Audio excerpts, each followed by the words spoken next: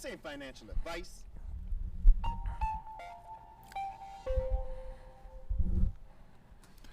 What is going on, Cardano fam? Check it out. I have been working. I want to create more content. I want to create a faster way to create more content. So first of all, let's go take a look at the charts down here. Oh, we got Cardano with Paul. I guess I was stalking Paul's website. So we got Bitcoin around 47.9. We got Ethereum at 39.93. Binance Coin at 56. Not 56. 567. Tether 171. We have Solana at 171. Let's talk about, okay, I'm messing with my controls here. So I'm going to give you guys a little tour of the studio. We got Solana here at 171. Solana suffered a DDoS hack, and that was a little concerning. And some of the congestion, because apparently it stuttered to a frightening halt. And that was, I think, due to the congestion regarding the centralization of the network. More details on that to come. And I think that highlights one of the most important aspects and value adds that Cardano offers is that Cardano is truly decentralized, okay?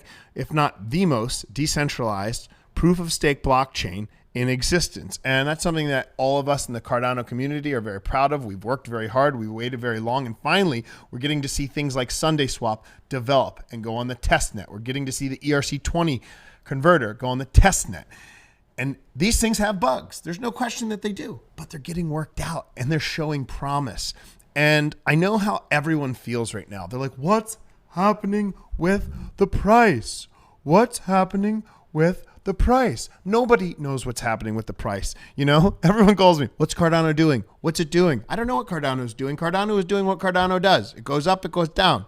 It develops products, it releases dApps. That's where we're at right now.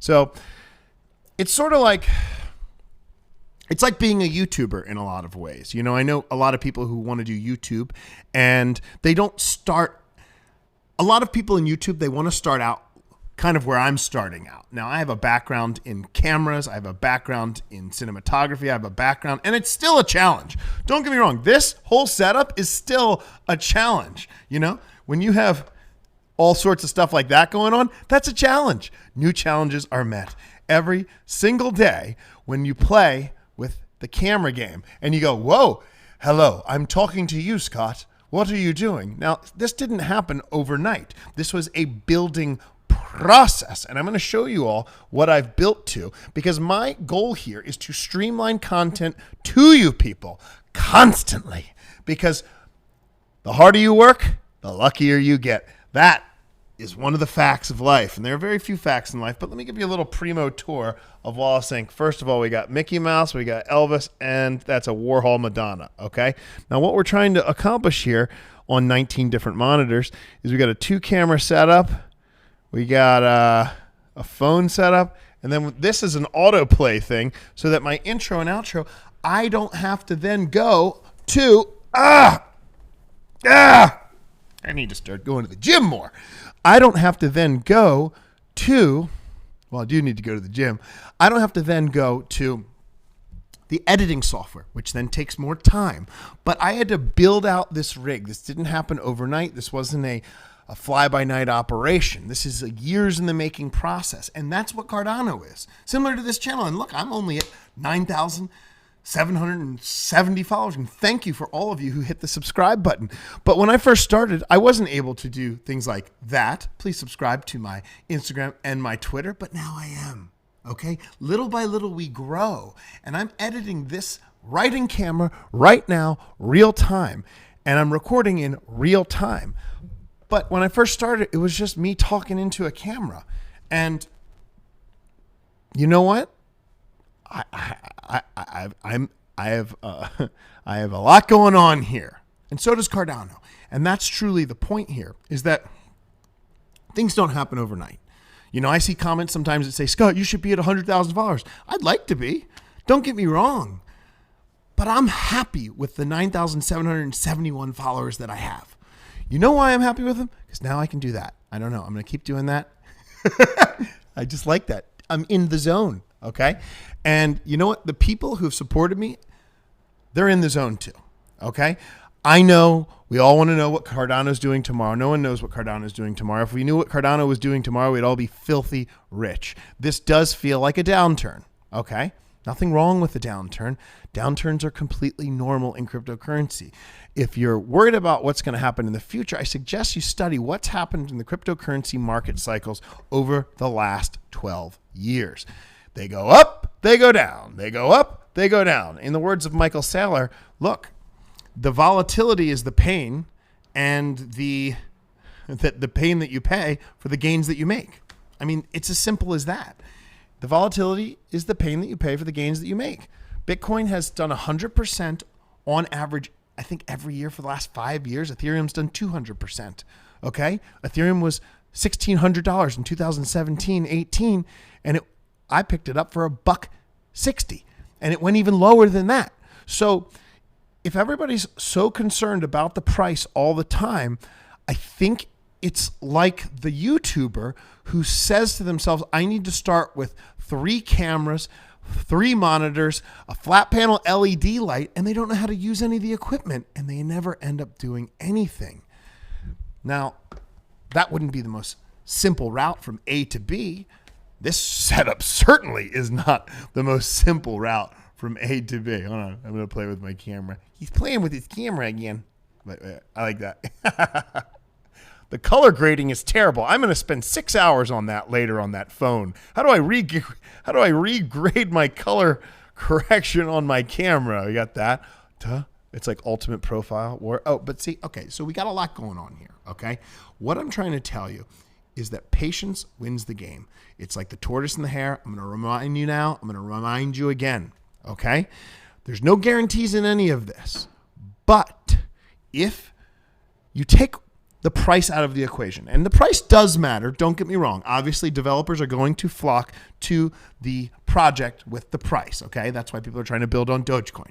But for a second, if you say, okay, all cryptos are down right now, let's take the price out of the equation and look at the fundamentals of what Cardano has. We have a developing eco DeFi system, a DeFi ecosystem, a decosystem as I call it.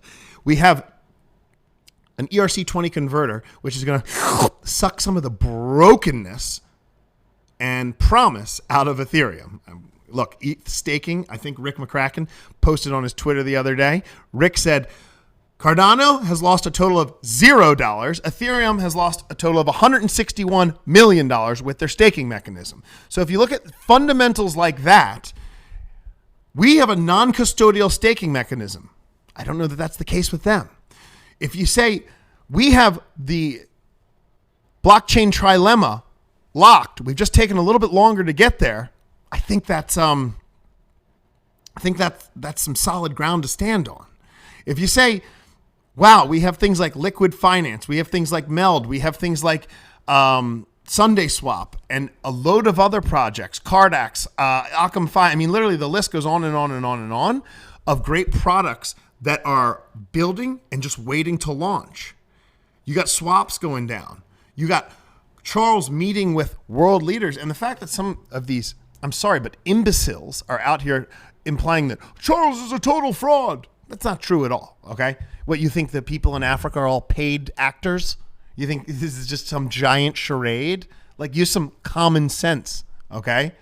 It's not to say that Cardano is a guaranteed win.